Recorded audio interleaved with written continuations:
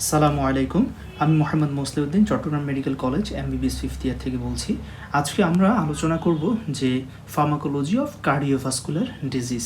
ওকে, আচ্ছা, তো ক্যাডজাং যদি আপনারা দেখেন যে এই cardiovascular system, pharmacology of cardiovascular system, এই টপিক্সটার মধ্যে 5টা হেডিংয়ে আলোচনা করা হয়েছে সেকশন 3।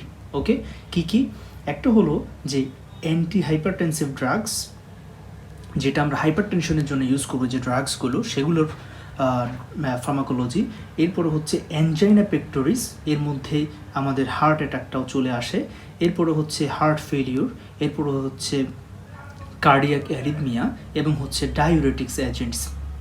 ওকে, ডায়ুরেটিক্স এজেন্টটাও আমরা সেটা একই সাথে আমাদের হাইপারটেনশন এবং হার্ট ফেলিওর এগুলোর সাথে রিলেটেড। ঠিক আছে, তার মানে আমরা ফার্মাকোলজি অফ কার্ডিওভাস্কুলার সিস্টেম বলতে আমরা এই 5টা হেডিংয়ে আলোচনা করব ইনশাআল্লাহ।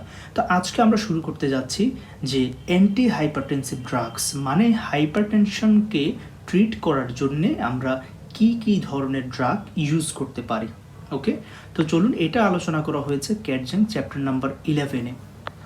এখন এই যে হাইপারটেনশন বিষয়টা, এই হাইপারটেনশনটাকে আমরা ক্লাসিফাই করতে পারি মেইনলি যে primary hypertension and secondary hypertension. Secondary hypertension হলো যে অন্য কোনো ডিজিজের কারণে, অন্য কোনো প্রবলেমের কারণে আউটকাম হিসেবে হাইপারটেনশনটা দেখা দিচ্ছে, এটা হলো সেকেন্ডারি হাইপারটেনশন, মানে হাইপারটেনশনটার একটা কজ আছে। আর প্রাইমারি হাইপারটেনশন হলো যে পেশেন্টের হাইপারটেনশন আছে, বাট কী কারণে হচ্ছে আমরা খুঁজে পাচ্ছি না।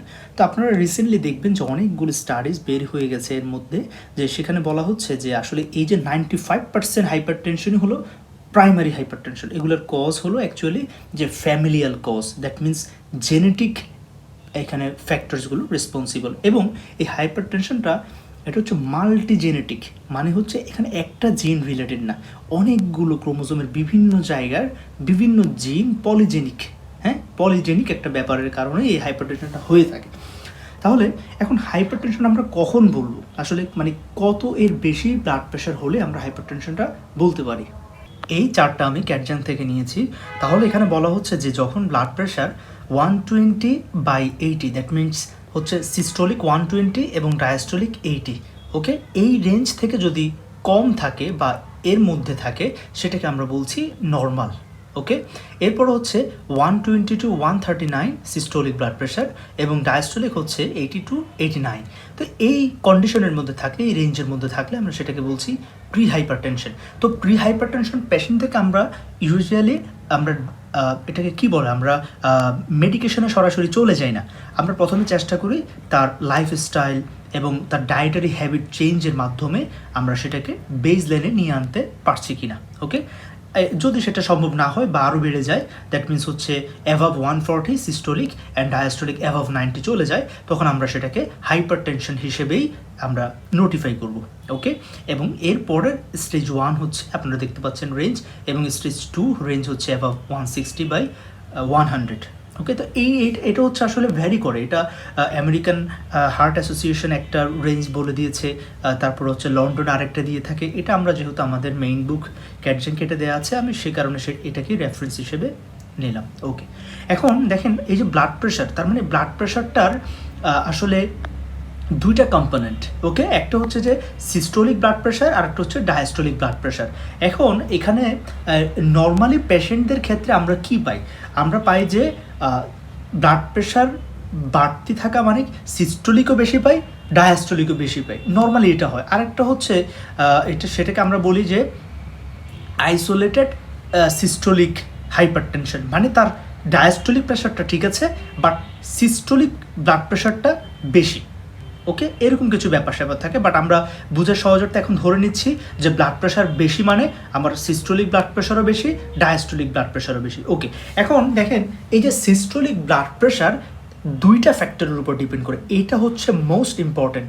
এটা যদি আপনি বুঝতে পারেন তাহলে ইনশাল্লাহ আপনি যে কোনো ফ্যাক্টরস, যে কোন ড্রাগস ব্লাড প্রেশারের উপরে কী ইফেক্ট ফেলবে সেটা একেবারে ইজি হয়ে যাবে ইনশাআল্লাহ। সেটা হলো কি যে সিস্টোলিক ব্লাড প্রেশার ডিপেন্ড করছে আমার কার্ডিয়াক আউটপুট এবং হচ্ছে ভেনাস রিটার্নের উপরে। ওকে, দ্যাট মিনস প্রফেশনাল, এটা হচ্ছে যে প্রফেশনাল রিলেশন। তার মানে যে কার্ডিয়াক আউটপুট যদি বেড়ে যায় সিস্টোলিক ব্লাড প্রেশার বাড়বে, এবং ভেনাস রিটার্ন যদি বেড়ে যায় তাও সিস্টোলিক ব্লাড প্রেশার বাড়বে। তার মানে প্রফেশনাল রিলেশন এই দুটোর সাথে সিস্টোলিক ব্লাড প্রেশারের। আর ডায়াস্টোলিক ব্লাড প্রেশারের রিলেশন হলো টোটাল পেরিফেরাল রেজিস্ট্যান্সের সাথে। ওকে, তাহলে এটাও প্রফেশনাল রিলেশন। তার মানে টোটাল পেরিফেরাল রেজিস্ট্যান্স যদি বেড়ে যায় তাহলে ডায়াস্টোলিক ব্লাড প্রেশার বেড়ে যাবে। ঠিক আছে, আচ্ছা এখন আপনার প্রশ্ন হলো কার্ডিয়াক আউটপুটটা কি, ভেনাস রিটার্নটা কি, টোটাল পেরিফেরাল রেজিস্ট্যান্সটা কি। ওকে, আমি ব্রিফলি আপনাদেরকে একটু ডিসক্রাইব করছি। দেখেন, এটা হলো আমার একটা কার্ডিওভাস্কুলার সিস্টেম। এখানে আপনারা যেটা দেখতে পাচ্ছেন, তো কার্ডিওভাস্কুলার মানে হলো কার্ডিয়াক মানে হলো হার্ট, ভাস্কুলার মানে হলো ভেসেলস মানে ব্লাড ভেসেলস। তাহলে আমাদের কার্ডিওভাস্কুলার সিস্টেমটা হার্ট এবং ব্লাড ভেসেলস নিয়ে কম্পোজড। ওকে, আচ্ছা এখন ব্লাড ভেসেলসটা আবার দুই টাইপসের আছে। একটা হলো ব্লাড ভেসেলসটা দু ধরনের আছে, একটা হচ্ছে আর্টারিওল, আরেকটা হলো যে venule. That means artery types, vein types সহজভাবে। ওকে, এখন দেখেন কার্ডিয়াক আউটপুট নিয়ে কথা বলছিলাম। তাহলে cardiac output is equal to হচ্ছে heart rate into stroke volume. Okay, আচ্ছা মানে হার্ট রেট সেটা আমরা জানি যে মিনিটে কতটা বিট দিচ্ছে হার্ট, কতটা সিস্টোল ডায়াস্টোল হচ্ছে। আর স্ট্রোক ভলিউম মানে হলো প্রতি সিস্টোলে, প্রতিটা কন্ট্রাকশনে কি অ্যামাউন্ট ব্লাড হার্ট থেকে বেরোচ্ছে। ঠিক আছে, এটা নর্মালি আমরা জানি যে 70 to 90 ml।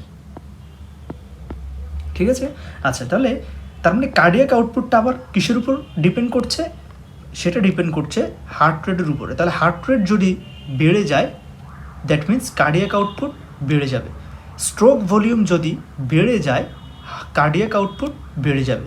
কার্ডিয়াক আউটপুট যদি বেড়ে যায় তার মানে সিস্টোলিক ব্লাড প্রেশার বেড়ে যাবে। ওকে, আচ্ছা ভেনাস রিটার্নে আসি। আবার ভেনাস রিটার্নটা কি, দেখেন এই যে হার্ট থেকে অক্সিজেনেটেড ব্লাডটা এই অ্যাওর্টা হয়ে আর্টারিওল হয়ে আলটিমেটলি কোথায় যাচ্ছে, বডির দিকে যাচ্ছে।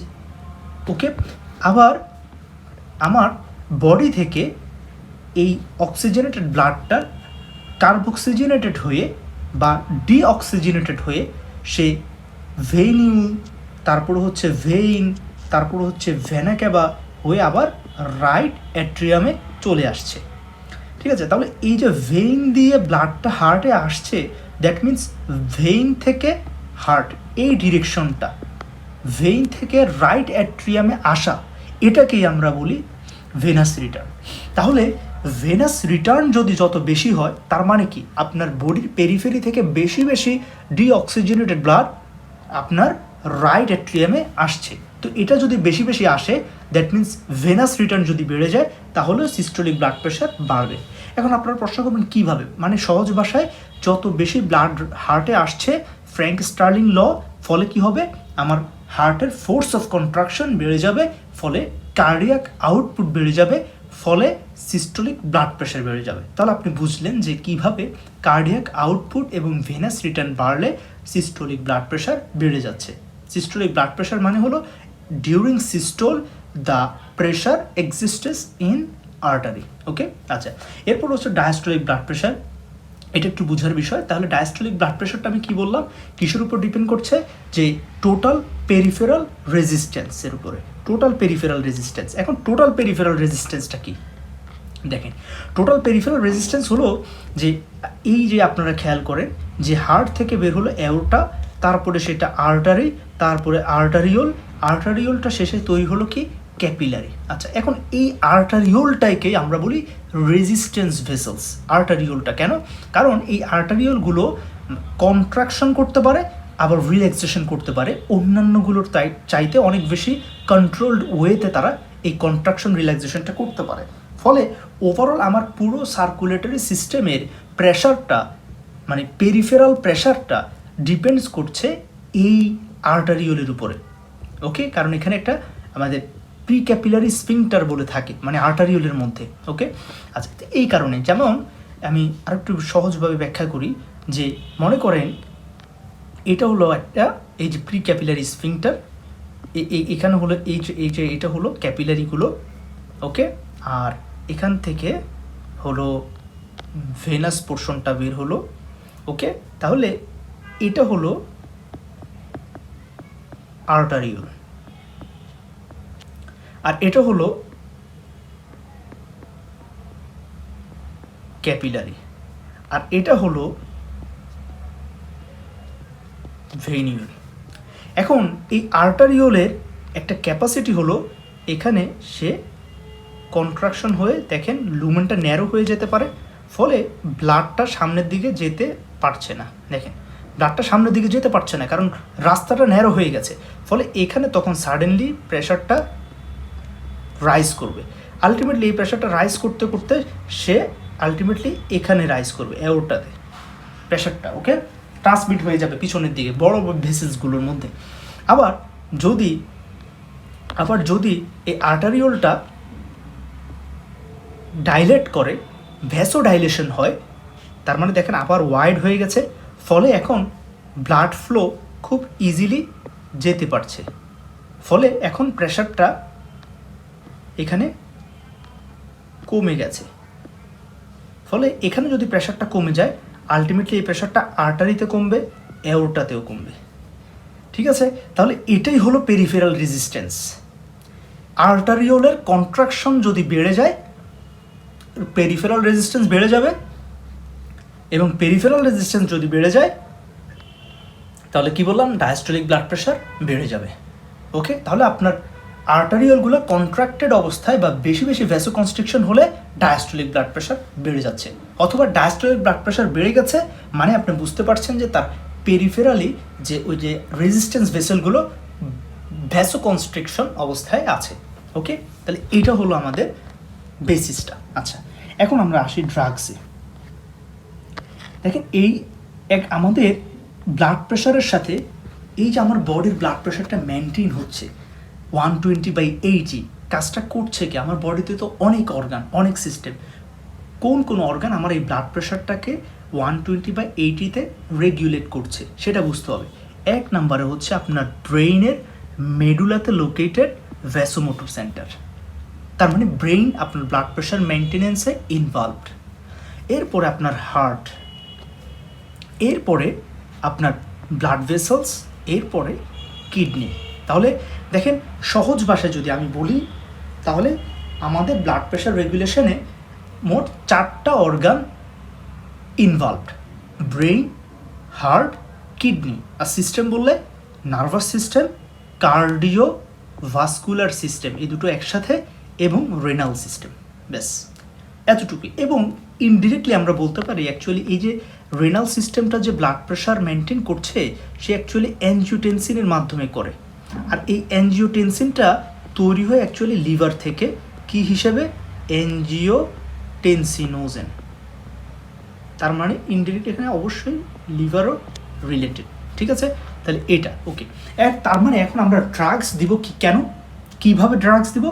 তার মানে আমরা ড্রাগসগুলোকে এমনভাবে প্রিপেয়ার করছি, আমরা এই 4টা অর্গানকে এফেক্ট করব ড্রাগ দিয়ে। হয় আপনি এটাকে হিট করেন, অথবা আপনি হার্টকে হিট করেন, অথবা আপনি ব্লাড ভেসেলসকে হিট করেন, অথবা আপনি কিডনিকে হিট করেন। একদম ইজি। দেখেন তাহলে আপনার ড্রাগগুলোর সাইট অফ অ্যাকশন কোথায়?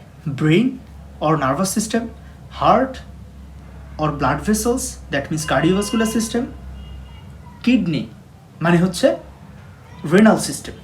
ঠিক আছে, আচ্ছা, এখন আমরা প্রথমে তাহলে যদি আমরা আমাদের ড্রাগসটা ব্রেইনকে এফেক্ট করতে চাই, সেই ড্রাগগুলোকে আমরা কি বলছি? Centrally acting anti hypertensive drugs. যদি আপনার ড্রাগসটা ব্রেইন ছাড়া বাকি অর্গানগুলো মানে হার্ট, ব্লাড ভেসেলস, কিডনি এগুলোকে এফেক্ট করে, তাহলে আমরা সেটাকে বলছি পেরিফেরালি অ্যাক্টিং অ্যান্টি হাইপারটেনসিভ ড্রাগস। আজকে আমাদের topic centrally acting anti hypertensive drugs. তার মানে আমরা যত আলোচনা করব আজকে ইনশাল্লাহ সবগুলো হচ্ছে এই ব্রেইনে ড্রাগসটা ব্রেইনে কিভাবে কাজ করছে বা নার্ভসের উপরে কিভাবে কাজ করছে, এই জায়গাটাতে আমাদের যত আলোচনা। আচ্ছা, এখন এই centrally acting anti hypertensive drugs mainly দুটো, এই দুটোই, বাস এর বেশি কিছু জানা দরকার নেই। একটা হলো মিথাইল ডোপা আর একটা হলো ক্লোনিডিন। এই দুটোর মেকানিজম অফ অ্যাকশন একেবারে 95% একই, বাট দেখা যায় যে যদি আমরা রিসার্চ করি বিভিন্ন অ্যানিমালসের উপরে বা ক্লিনিক্যাল ট্রায়ালে, আমরা দেখতে পাই যে ক্লোনিডিনের ইফিকাসি মিথাইল ডোপার চাইতে বেশি। That means clonidine is more efficacious than methyldopa. Okay, but mechanism of action দুজনেরই সেম। এখন আসেন আমি সেখানে চলে যাচ্ছি। এর আগে আমি আপনাদের সাথে একটা জিনিস একটু ডিসকাস করতে চাই। ক্লোনিডিন এবং methyldopa, that means centrally acting antihypertensive ড্রাগটা বুঝতে হলে আপনাকে একটা বিষয় একটু বুঝতে হবে। তাহলে কি বললাম, যে দেখেন আমাদের সেন্ট্রাল নার্ভাস সিস্টেম মানে হলো ব্রেইনের কোন জায়গায় আমাদের ভ্যাসোমোটর সেন্টারটা থাকে, সেটা হলো মেডুলাতে।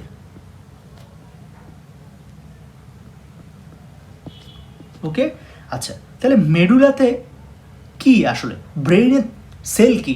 নিউরন। তাহলে দেখেন এই যে আমি এখানে একটা মেডুলা দেখতে পাচ্ছেন, এই মেডুলার নিউরনটার নাম হচ্ছে সেন্ট্রাল নিউরন। ঠিক আছে, ওকে। এখন দেখেন সহজে একেবারে এই সার্কিটটা যদি আপনি বুঝতে পারেন, ইনশাল্লাহ একেবারে ইজি। তাহলে মেডুলার মধ্যে অনেকগুলো নিউরন থাকে, যে নিউরনগুলোই আমার এই ব্লাড প্রেশারটাকে মেইনলি কন্ট্রোল করছে। তাহলে এই হলো একটা নিউরনের সেল বডি, এবং এটা হলো তার একজন আসলো, এসে সে আরেকটা নিউরনের সাথে সিন্যাপস করলো। আচ্ছা, এখন এই নিউরনটা আবার এখানে এসে আরও অনেকগুলো নিউরনের সাথে সিন্যাপস করলো। তাহলে আপনি কয়টা সিন্যাপস দেখতে পাচ্ছেন? এখানে একটা সিন্যাপস, এখানে একটা সিন্যাপস, তারপরে ডিরেক্ট অর্গানে এই যে হার্টের উপরে একটা সিন্যাপস, আর এখানে একটা সিন্যাপস। ওকে, আচ্ছা, তাহলে এগুলো হলো নার্ভ সিন্যাপস। এই দুটো দেখেন, নার্ভের সাথে নার্ভ বা নিউরনের সাথে নিউরন। আর এই সিন্যাপসটা হলো নিউরনের সাথে ইফেক্টর অর্গান, মানে এখানে ইফেক্টর অর্গান হার্ট আর এখানে ইফেক্টর অর্গান ব্লাড ভেসেলস। একেবারে ইজি ইনশাআল্লাহ। দেখেন তাহলে এখন এই সেন্ট্রাল নিউরনটা মানে যেটা মেডুলাতে লোকেটেড, মানে এই নিউরনটাই আমার ভ্যাসোমোটর সেন্টার, সহজভাবে চিন্তা করেন। এখন এই সেন্ট্রাল নিউরনটাতে আল্লাহ সুবহানাহু ওয়া তাআলা দিয়ে রেখেছেন আলফা 2 রিসেপ্টরস। কি রিসেপ্টর? Alpha 2 receptor. এখন দেখেন এটাকে ধরেন আপনি আর কোনো সিনেপস দেখতে পাচ্ছেন না, এখন এটা সিনেপস শুধু আপনার চোখে পড়ছে। ওকে, তাহলে এই নিউরনটা সিনেপসের আগের নিউরন, তাহলে এটার নাম কি হবে? Presynaptic neuron. আর এটা যেহেতু সিনেপসের পরের নিউরন, এটার নাম হবে পোস্ট সিন্যাপটিক নিউরন। এটা বুঝেন? ওকে, এখন যদি আমি এই সিনেপসটাকে এখন কাউন্ট না করি, আমার এখন কাউন্ট এই সিনেপসটা, তাহলে কি হবে? এই নিউরনটা এখন কি হয়ে যাবে দেখেন, এটা যদি সিনেপস হয় তাহলে এটা হবে প্রিসিন্যাপটিক নিউরন, আর এই নিউরনটা এবং এই নিউরনটা হবে পোস্ট সিন্যাপটিক নিউরন। তাহলে প্রিসিন্যাপটিক এবং পোস্ট সিন্যাপটিক এটা আসলে ফিক্সড না, এটা ডিপেন্ড করছে আপনি কোনটাকে সিনাপস বলছেন। ওকে, আচ্ছা, তাহলে এখন আমি এটা মুছে দিলাম, আমরা এখন এটা নিয়েই আলোচনা করছি, এই সিনাপসটা নিয়ে। ওকে, তাহলে এখানে একটা আমরা সিনাপস দেখতে পাচ্ছি, তাহলে এটা হলো আমাদের প্রিসিন্যাপটিক নিউরন। সেখানে কি বললাম, আল্লাহ তাআলা দিয়ে রেখেছেন আলফা 2 রিসেপ্টরস। ওকে, এখন আমার এই যে মিথাইল ডোপা এবং ক্লোনিডিন, এই দুটো ড্রাগস, মিথাইল ডোপা এবং ক্লোনিডিন, এই দুটো ড্রাগস কি করে, তারা এই আলফা 2 রিসেপ্টরের সাথে বাইন্ড করে। আলফা 2 রিসেপ্টরটার কী ধরনের রিসেপ্টর? এটা হলো জি প্রোটিন কাপলড। কী ধরনের জি প্রোটিন কাপলড? সেটা হলো জি ইনহিবিটরি। তাহলে যখন এটা হলো ড্রাগস, এই রেড যে ড্রটটা দিলাম সেটা হলো ড্রাগস, তাহলে ও যখন আলফা 2 এর সাথে বাইন্ড করবে, এখানে একটা সিগন্যাল পাস করবে, আলটিমেটলি কি হবে, আমার এই সেন্ট্রাল নিউরনটা, রেড সেন্ট্রাল নিউরনটা সাপ্রেসড হয়ে যাবে, কারণ আলফা 2 এর ইফেক্ট কি সেলের উপরে? Inhibitory effect, inhibitory effect. ফলে তখন এই সেন্ট্রাল নিউরনটা কি রিলিজ করে? তার নিউরোট্রান্সমিটার, এটা নরএপিনেফ্রিন হতে পারে, অ্যাসিটাইলকোলিন হতে পারে। নিউরো ট্রান্সমিটার, ম্যাটার না। ওকে, তাহলে সে তখন নিউরো ট্রান্সমিটার রিলিজ বেশি বেশি করবে নাকি কম কম করবে? ডেফিনেটলি কম কম করবে, কারণ ড্রাগসটা আলফা 2 রিসেপ্টরে বসে এই সেন্ট্রাল নিউরনটাকে, প্রিসিন্যাপটিক নিউরনটাকে সাপ্রেস করে দিয়েছে, ফলে এখন তার থেকে কম কম নিউরো ট্রান্সমিটার রিলিজ হচ্ছে। তাহলে ওর থেকে যদি কম কম নিউরো ট্রান্সমিটার রিলিজ হয়, তাহলে এই সামনের নিউরনটা মানে হলো এই ব্লু কালার নিউরনটা, এটাও তাহলে বেশি স্টিমুলেটেড হবে নাকি কম স্টিমুলেটেড হবে? কম স্টিমুলেটেড হবে, কারণ তাহলে এটা যদি কম স্টিমুলেটেড হয়, তাহলে সে আবার তার পরবর্তী এই যে এখানে একটা নিউরন আছে, এখানে একটা নিউরন আছে, এই দুজন নিউরনকেও কী করবে? কম কম স্টিমুলেশন করবে। দেখেন সবগুলো তার মানে একটা সাপ্রেসড হয়ে যাচ্ছে। তাহলে ওরা যদি কম কম স্টিমুলেশন পায়, তাহলে ওরা আবার তার ইফেক্টর অর্গান হার্ট, তাহলে ওরা হার্টকে কি করবে? হার্টের বিটা 1 রিসেপ্টরের উপরে তাহলে নর এপিনেফ্রিন কম কম রিলিজ হবে, তাহলে বিটা 1 রিসেপ্টর স্টিমুলেশন হবে না, তাহলে হার্ট রেট কমে যাবে, ফোর্স অফ কন্ট্রাকশন কমে যাবে, কারণ বিটা 1 রিসেপ্টর হার্ট রেট বাড়ায় এবং ফোর্স অফ কন্ট্রাকশন বাড়ায়। তাহলে যেহেতু বিটা 1 রিসেপ্টরের অ্যাগোনিস্ট নর এপিনেফ্রিন কম কম আসতেছে, ওকে, ফলে হার্ট রেট কমে যাবে। আর হার্ট রেট কমে গেলে, একটু আগে আমি দেখালাম আপনাদেরকে যে হার্ট রেট কমে গেলে, ফোর্স অফ কন্ট্রাকশন কমে গেলে কার্ডিয়াক আউটপুট কমে যাবে, আর কার্ডিয়াক আউটপুট কমে গেলে সিস্টোলিক ব্লাড প্রেশার কমে যাবে। দেখেন তাহলে এই যে হার্টের ফাংশনটা কমে যাচ্ছে, কোত্থেকে শুরু হয়েছে এই ইফেক্টটা? মেডুলা থেকে। কেন? কারণ ক্লোনিডিন এবং আলফা মিথাইল ডোপা ভ্যাসোমোটর সেন্টারের সেন্ট্রাল নিউরনকে ইনহিবিট করে দিচ্ছে, ফলে আলটিমেটলি সাবসিকুয়েন্ট নিউরন সবগুলো ইনহিবিট হয়ে যাচ্ছে এবং আলটিমেটলি ইফেক্টর অর্গান হার্টও সাপ্রেসড হয়ে যাচ্ছে। একই সাথে দেখেন এই নিউরনটাও সাপ্রেস, তার মানে ব্লাড ভেসেলসের উপরে যে আলফা 1 রিসেপ্টর আছে তার উপরও নর এপিনেফ্রিন কম কম আসছে, ফলে ভ্যাসো কনস্ট্রিকশনও হবে না, কারণ আলফা 1 রিসেপ্টর ভ্যাসো কনস্ট্রিকশন করে। আর ভ্যাসো কনস্ট্রিকশন যদি হয়, একটু আগে আমি দেখিয়েছি আপনাদেরকে যে ভ্যাসো কনস্ট্রিকশন যদি হয়, দেখেন এই যে ভ্যাসো কনস্ট্রিকশন যদি হয়, তার মানে কি হয়? রেজিস্ট্যান্স বেড়ে যাবে। মানে কি রেজিস্ট্যান্স? Total peripheral resistance. তো টোটাল পেরিফেরাল রেজিস্ট্যান্স বেড়ে যাওয়া মানে কি? ডায়াস্টোলিক ব্লাড প্রেশার বেড়ে যাওয়া। ঠিক আছে, তাহলে আলফা 1 রিসেপ্টরের উপরে কম কম নরএপিনেফ্রিন আসছে, ফলে ভ্যাসো কনস্ট্রিকশন কম হচ্ছে, ফলে ডায়াস্টোলিক ব্লাড প্রেশারও কমে যাবে, কারণ ভ্যাসোডাইলেশন হচ্ছে এখন। এটাই ঠিক আছে, হুবহু একই মেকানিজমে আমাদের আলফা মিথাইল ডোপা এবং ক্লোনিডিন দুজনই কাজ করে। আচ্ছা, এখন দেখেন এই কথাগুলোই আমি এতক্ষণ যা বললাম এগুলো এখানে লেখা, যে আলফা মিথাইল ডোপা তাহলে কি করে? ভ্যাসোডাইলেশন করে, ওই যে নরএপিনেফ্রিন রিলিজ কমিয়ে দিয়ে, ফলে টোটাল পেরিফেরাল রেজিস্ট্যান্স কমে যাবে, ব্লাড প্রেশার কমে যাবে। কোন blood pressure? Diastolic. Heart rate কমে যাবে, কেন? ওই যে সাবসিকুয়েন্টলি বিটা 1 রিসেপ্টরের উপরে কম কম নরএপিনেফ্রিন আসছে, ফোর্স অফ কন্ট্রাকশন কমে যাবে, বিটা 1 রিসেপ্টরের উপরে লাইগেন্ড কম আসছে, নরএপিনেফ্রিন কম রিলিজ হচ্ছে নিউরন থেকে, সিম্প্যাথেটিক নিউরন থেকে, রেনাল ভাস্কুলার রেজিস্ট্যান্স কমে যাবে। কারণ কি? এটা যদি আমাদের কিডনি হয়, তাহলে এই যে কিডনির ব্লাড ভেসেলস, তাহলে এই ব্লাড ভেসেলসটা এখন কি হবে? আরেকটু মোটা হয়ে যাবে, ভ্যাসো ডাইলেশন দেখেন এরকম হয়ে গেছে। তাহলে একটা ক্যালিবার যদি বেড়ে যায়, তার মানে কি? পেরিফেরাল রেজিস্ট্যান্স কমে গেছে। তো পেরিফেরাল রেজিস্ট্যান্সটা কমে গেছে মানেই তো রিনাল ভাস্কুলার রেজিস্ট্যান্স কমে গেছে। ঠিক আছে, আচ্ছা, তাহলে রিনাল সার্কুলেশনটা ভালোভাবে মেনটেন হবে। একই রকম ক্লোনিডিনের ক্ষেত্রেও। ওকে, তো এদের কিছু অ্যাডভার্স ইফেক্ট আছে। কেন? কারণ সেন্ট্রাল অ্যাক্টিং করছে ওরা সেন্ট্রাল নার্ভাস সিস্টেমের উপরে, ফলে আমরা কিছু অ্যাডভার্স ইফেক্ট পাচ্ছি।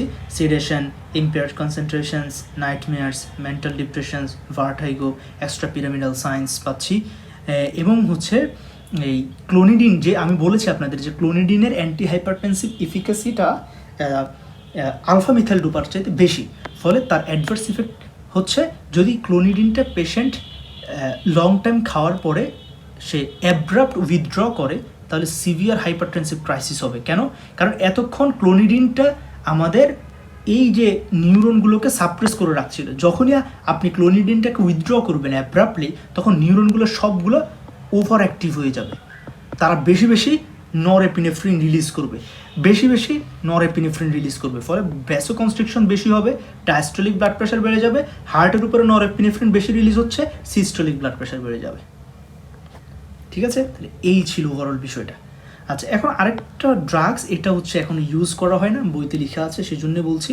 কারণ কেন ইউজ করা হয় না, কারণ হচ্ছে এগুলোর অ্যাডভার্স ইফেক্ট এত বেশি যে তার বেনিফিশিয়াল ইফেক্ট আমরা গ্রাহ্যই করতে পারি না। ওকে, এগুলোকে বলছি আমরা গ্যাংলিয়ন ব্লকার্স। ওকে, এখন গ্যাংলিয়নটা নিয়ে একটু দেখেন, তাহলে একই চিত্র আমি আবারও দেখাচ্ছি আপনাদের। তাহলে মেডুলা থেকে যে নিউরনটা বের হচ্ছে মানে হলো সেন্ট্রাল নিউরন, মেডুলাতে যার সেল বডি লোকেটেড, এই সেন্ট্রাল নিউরনটা এসে এখানে একটা নিউরনের সাথে সিনেপস করলো, এই নিউরনটা আবার এখানে এসে অনেকগুলো নিউরনের সাথে সিনেপস করলো। তাহলে দেখেন এটা হলো গ্যাংলিয়া, দেখেন আমি এটাকে গ্যাংলিয়া এঁকেছি। তাহলে এই গ্যাংলিয়াটা হলো সিম্প্যাথেটিক গ্যাংলিয়া।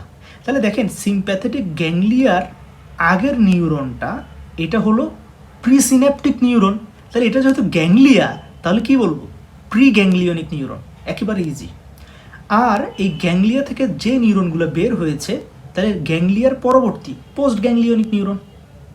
আচ্ছা, এখন গ্যাংলিয়াটা দুই ধরনের হয়, সিম্প্যাথেটিক গ্যাংলিয়া, প্যারাসিম্প্যাথেটিক গ্যাংলিয়া। এখন আমরা জানি কি আমাদের blood vessels mainly sympathetic nervous system দ্বারা ইনারভেটেড, এখানে কিন্তু আসলে প্যারাসিম্প্যাথেটিক নার্ভাস সিস্টেম থাকে না।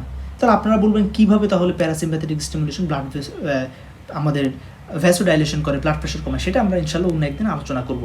অ্যাকচুয়ালি থাকে না, থাকলেও ভেরি ফিবল, মেইনলি সিম্প্যাথেটিক। কারণ আমাদের ভাস্কুলার কলাপস হওয়া থেকে রক্ষা করার জন্য আল্লাহ তাআলা ব্লাড ভেসেলসে প্রিডমিনেন্টলি সিম্প্যাথেটিক নার্ভাস সিস্টেম দিয়ে রেখেছেন, যাতে ব্লাড ভেসেলসগুলো অলের একটা কন্ট্রাক্টেড অবস্থায় থেকে ভ্যাসোমোটর টোনটা মেনটেন করে।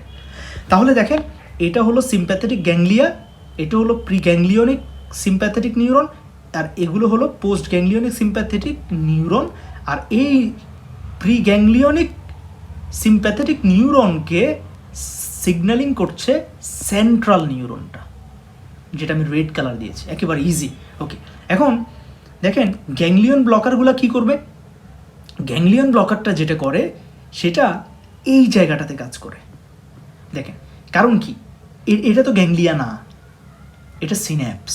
এখন আপনার সিন্যাপস এবং গ্যাংলিয়া আসলে কোনো ডিফারেন্স নেই। গ্যাংলিয়াটা আমরা স্পেশালি বলি যে সিম্প্যাথেটিক এবং প্যারাসিম্প্যাথেটিক নিউরনগুলোর জাংশনকে আমরা গ্যাংলিয়া বলি, এবং অ্যানাটমিক্যালি ওদের একটা মানে ক্লাস্টারের মতো দেখা যায়। তাহলে সকল গ্যাংলিয়নই সিন্যাপস, কিন্তু সকল সিন্যাপস গ্যাংলিয়ন নয়, এটা আমরা বলতে পারি। ওকে, আচ্ছা, এখন দেখেন তাহলে গ্যাংলিয়ন ব্লকারগুলো কোথায় কাজ করবে, এই যে সিম্প্যাথেটিক গ্যাংলিয়ার উপরে কাজ করবে। তাহলে সিম্প্যাথেটিক গ্যাংলিয়াতে কি কি রিসেপ্টর থাকে একটু খেয়াল করেন, এখানে M1 রিসেপ্টর থাকে। কোথায়, কারণ গ্যাংলিয়াতে তো দুটো নিউরন আছে, একটা হলো প্রি গ্যাংলিয়নিক আর একটা হলো পোস্ট গ্যাংলিয়নিক। সিম্প্যাথেটিক গ্যাংলিয়ার পোস্ট গ্যাংলিয়নিক নিউরনের মধ্যেই M1 রিসেপ্টরটা থাকে, এটা বুঝতে হবে। তাহলে কি বলবো আমরা, পোস্ট গ্যাংলিয়নিক সিম্প্যাথেটিক নিউরনে মাস্কারেনিক 1 রিসেপ্টর থাকে। তাহলে গ্যাংলিয়ন ব্লকার ড্রাগসগুলো এসে এই রিসেপ্টরটাকে ব্লক করে দিবে। তাহলে ব্লক যদি করে দেয়, তার মানে এই নিউরনটা এখন সাপ্রেসড। কেন, কারণ যেহেতু M1 রিসেপ্টরটা এখন ব্লক হয়ে আছে, ফলে এই প্রি গ্যাংলিয়নিক নিউরন থেকে আসা নিউরো ট্রান্সমিটারটা এখানে বসতে পারবে না, বসতে না পারলে এই নিউরনটাও আর স্টিমুলেটেড হবে না, ফলে সে সাপ্রেস, ফলে সেও আবার এই ইফেক্টর অর্গানে নিউরো ট্রান্সমিটার নরএপিনেফ্রিন রিলিজ করবে না, ফলে বিটা 1 রিসেপ্টর স্টিমুলেটেড হবে না, ফলে হার্ট রেট কমে যাবে, ফোর্স অফ কন্ট্রাকশন কমে যাবে, কার্ডিয়াক আউটপুট কমে যাবে এবং ব্লাড প্রেশার কমে যাবে। ওকে, আচ্ছা, এটাই হচ্ছে এখন সমস্যাটা কোথায়। সমস্যাটা হলো এই গ্যাংলিয়ন ব্লকারগুলা দেখেন যখন এরকম ব্লক করে ফেলছে, ফলে আমি যখন বসা থেকে দাঁড়াবো, আমার ব্যারো রিসেপ্টর রিফ্লেক্সটা অ্যাক্টিভ হতে পারছে না, কারণ আমরা যখন বসা থেকে দাঁড়াই আমাদের ব্লাড প্রেশার কমে যায়, ক্যারোটিড ব্যারো রিসেপ্টর, অ্যাওরটিক ব্যারো রিসেপ্টরগুলো সেন্ট্রাল নার্ভাস সিস্টেমে মেডুলাকে, দ্যাট মিনস ভ্যাসোমোটর সেন্টারকে সিগন্যাল পাঠায়। তখন ভ্যাসোমোটর ওই যে নিউরনটা, এই নিউরনটা তখন বেশি বেশি সিগন্যাল পাঠায়, তখন এই সিগন্যালগুলো আলটিমেটলি এসে এখানে বেশি বেশি নরএপিনেফ্রিন রিলিজ করে, সাডেন আমাদের হার্ট রেটটা বেড়ে যায়, ফোর্স অফ কন্ট্রাকশন বেড়ে যায়, এবং আমাদের তখন ব্লাড প্রেশারটা বেড়ে যায়, ব্যারো রিসেপ্টর রিফ্লেক্স। কিন্তু এখন দেখেন আমি যখন বসা থেকে দাঁড়ালাম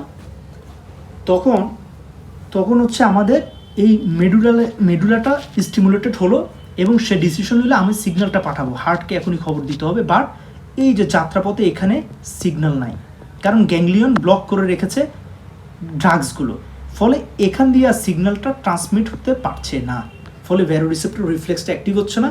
ফলে এই ড্রাগসগুলো খেলে আমাদের সিভিয়ার পোস্টিউরাল হাইপোটেনশন হবে, যেটা এতক্ষণ হয়নি, কারণ ক্লোরিডিন ড্রাগসটা জাস্ট এই সেন্ট্রাল নিউরনটাকে সাপ্রেস করে রেখেছিল। তো এখন এখানে কয়টা নিউরনকে বা সে সাপ্রেস করবে, বাকিগুলো তো অ্যাক্টিভ আছে। মোটামুটি আমার এই জাংশনটা হচ্ছে মেইন ভ্যারোরিসেপ্টর রিফ্লেক্সকে মেনটেন করার জন্য, ফলে এটাকে আমি যেহেতু ইনট্যাক্ট রেখেছি এতক্ষণ প্রবলেম হয় না, কিন্তু গ্যাংলিয়ন ব্লকারটা এটাকেই ব্লক করে দিচ্ছে। ওকে, তাহলে এটা হচ্ছে গ্যাংলিয়ন ব্লকারের সমস্যা। এখন এখানে আরেকটা যে বিষয়টা সেটা হলো যে গ্যাংলিয়ন মধ্যে আমাদের আরেকটা রিসেপ্টর থাকে, দেখেন সেটা হলো কি মাসক্যারেনিক রিসেপ্টর M1, যেটা অনলি পোস্ট গ্যাংলিয়নিক সিম্প্যাথেটিক নিউরনে থাকে। আরেকটা হচ্ছে নিকোটিনিক নার্ভ টাইপ, দেখেন NN। এই নিকোটিনিক নার্ভ টাইপটা কিন্তু সিম্প্যাথেটিক পোস্ট গ্যাংলিয়নিক নিউরনও থাকবে, একই সাথে প্যারাসিম্প্যাথেটিক গ্যাংলিয়নের পোস্ট গ্যাংলিয়নিক নিউরনও থাকবে। তার মানে nicotinic nerve type parasympathetic postganglionic নিউরনও থাকে, সিম্প্যাথেটিক পোস্ট গ্যাংলিয়নিক নিউরনও থাকে।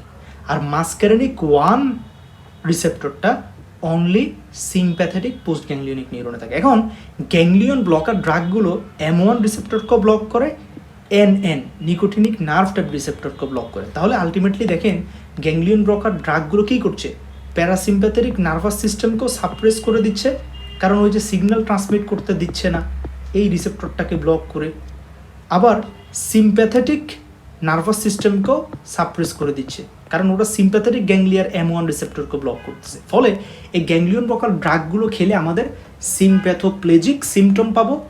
মানে কি, মানে হলো আমাদের পোস্টিউরাল হাইপোটেনশন হবে, ইজেকশন ফেলিওর হবে, ইজাকুলেটরি ফেলিওর হবে, তারপরে হচ্ছে প্যারাসিম্প্যাথোপ্লেজিক মানে প্যারাসিম্প্যাথেটিক নার্ভাস সিস্টেম কাজ করতে পারছে না, ফলে আপনার কি হবে, অ্যাবডোমেন ডিস্টেনশন হবে, আপনার গাটের পেরিস্টালসিস কমে যাবে, কনস্টিপেশন হবে, তারপরে ইউরিনারি রিটেনশন হবে, ঠিক আছে, তারপরে আপনার ডিপ্রেশন হবে, এই বিষয়গুলো হবে। কেন? কারণ ওই যে গ্যাংলিয়ন ব্লক করে রাখছে, ফলে আপনার সিম্প্যাথেটিক এবং প্যারাসিম্প্যাথেটিক নার্ভাস সিস্টেম দিয়ে সিগন্যাল ট্রান্সমিট করতে পারছে না, সব গ্যাংলিয়নগুলো ব্লক, সিম্প্যাথেটিক এবং প্যারাসিম্প্যাথেটিক গ্যাংলিয়া।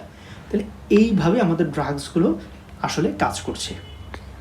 আরেকটা ড্রাগস লাস্ট আমি বলছি, রিজারপিন। এই রিজারপিন ড্রাগসটা কীভাবে কাজ করে দেখেন, এখন একেবারেই ইজি, এটাও আগের মতোই। এটা হলো এই ব্লু কালার নিউরনটা হলো যে সিম্প্যাথেটিক প্রিগ্যাংলিয়নিক নিউরন, এবং পিঙ্ক কালার নিউরন দুটো হলো সিম্প্যাথেটিক পোস্ট গ্যাংলিয়নিক নিউরন। আচ্ছা, এখন প্রত্যেকটা নিউরন দেখেন, এই নিউরনের এই জায়গাটাকে যদি আমি জুম ইন করি তাহলে এটা এরকম দেখায়। এখন এটাকে আমরা দেখতে পাচ্ছি এখানে অনেকগুলো ভেসিকলস, দেখেন সব ভেসিকলসের মধ্যে দেখেন নিউরো ট্রান্সমিটার, এগুলো হলো নিউরো ট্রান্সমিটার। এখন এখান থেকে একটা ভেসিকলসকে আমি নিয়ে এখানে নিলাম, দেখেন ভেসিকলটা অনেক বড় করে আঁকলাম, এটা হলো একটা ভেসিকলস। এই ভেসিকলসের একটা দরজা থাকে বা একটা গেটওয়ে থাকে, সেটা হলো ভেসিকুলার মেমব্রেন অ্যাসোসিয়েটেড ট্রান্সপোর্টার। এখন আপনারা জানেন একটা নার্ভ টার্মিনাল থেকে যদি নিউরো ট্রান্সমিটার রিলিজ হয় সেটা হলো ধরুন নরএপিনেফ্রিন। এই নরএপিনেফ্রিনটা তার পোস্ট গ্যাংলিয়নিক নিউরনের উপরে কাজ করে, রিসেপ্টরের উপরে বসে, এবং কিছু মেটাবোলাইজ হয়ে যায়, এবং ম্যাক্সিমামই আবার নার্ভ টার্মিনালে ব্যাক করে, এটাকে আমরা বলি রিআপটেক 1। আচ্ছা, তো তারা নার্ভ টার্মিনালে ঢুকে কী করে, এখানে আসলো, এখানে এসে তারপর আবার তারা ভেসিকলে ঢুকবে, মানে আবার তার ভেসিকলে স্টোর থাকে, তাহলে ভেসিকল থেকে রিলিজ হয়ে কাজ করে আবার ভেসিকলে ঢুকে যায়। এখন ভেসিকলে ঢুকে কিভাবে, এইটাই হলো ভেসিকুলার মেমব্রেন অ্যাসোসিয়েটেড ট্রান্সপোর্টার। তাহলে যদি আমি এই ভেসিকুলার মেমব্রেন অ্যাসোসিয়েটেড ট্রান্সপোর্টারটাকে ব্লক করে দিই, দেখি নরএপিনেফ্রিনগুলো আর ভেসিকলে ঢুকতে পারছে না, তাহলে তারা এখানে আর জমা থাকতে পারছে না, তাহলে পরবর্তী সময় তারা রিলিজও হতে পারবে না, কারণ তাদের স্টোরেজ নাই, তারা এখানে আবার ব্যাক করতে পারে না। জাস্ট এইটাই রিজার্পিন ড্রাগসটা এই ভিএমএটি ট্রান্সপোর্টারটাকে ব্লক করে দেয়, ফলে রিআপটেক 1টা হতে পারে না, মানে ভেসিকুলে নরএপিনেফ্রিনগুলো এসে জমা থাকতে পারে না, ফলে এই নিউরনটাতে যখন অ্যাকশন পটেনশিয়াল হবে তখন সে বলবে ভাই আমাকে অ্যাকশন পটেনশিয়াল দিয়ে লাভ নেই, আমার স্টোরেজ নেই, তখন সে কোনো নরএপিনেফ্রিন রিলিজ করবে না, ফলে তার সামনের নিউরন মানে পোস্ট গ্যাংলিয়নিক নিউরনটাও স্টিমুলেটেড হবে না বা কম হবে, ফলে সে তার ইফেক্টের অর্গান যেমন হার্টকে স্টিমুলেশন করবে কম এবং হচ্ছে ব্লাড ভেসেলসকে স্টিমুলেশন কম করবে, ফলে ভ্যাসোকনস্ট্রিকশন হবে না, কারণ স্টিমুলেশন করলে ভ্যাসোকনস্ট্রিকশন হয়, এখানে আলফা 1 রিসেপ্টরের সাথে বাইন্ড করে এই নরএপিনেফ্রিনটা। এখন নরএপিনেফ্রিন কম রিলিজ হচ্ছে, ভ্যাসোডাইলেশন হবে, টিপিআর কমে যাবে, ডায়াস্টলিক ব্লাড প্রেশার কমে যাবে, এখানে বিটা 1 রিসেপ্টরের উপরে নরএপিনেফ্রিন কম রিলিজ হচ্ছে, ফলে ফোর্স অফ কন্ট্রাকশন কমে যাবে, হার্ট রেট কমে যাবে, ব্লাড প্রেশার কমে যাবে। তাহলে এই হলো আমাদের সেন্ট্রালি অ্যাক্টিং ড্রাগসগুলো। আমি পিডিএফটা দিয়ে দিব ইনশাল্লাহ, কোনো অসুবিধা নেই। তো সবাই ভালো থাকবেন, সুস্থ থাকবেন, আমরা সামনে ইনশাল্লাহ পেরিফেরালি অ্যাক্টিং অ্যান্টি হাইপারটেনসিভ ড্রাগ নিয়ে আসছি। সবাই সুস্থ থাকবেন, দোয়া করবেন, আল্লাহ হাফেজ।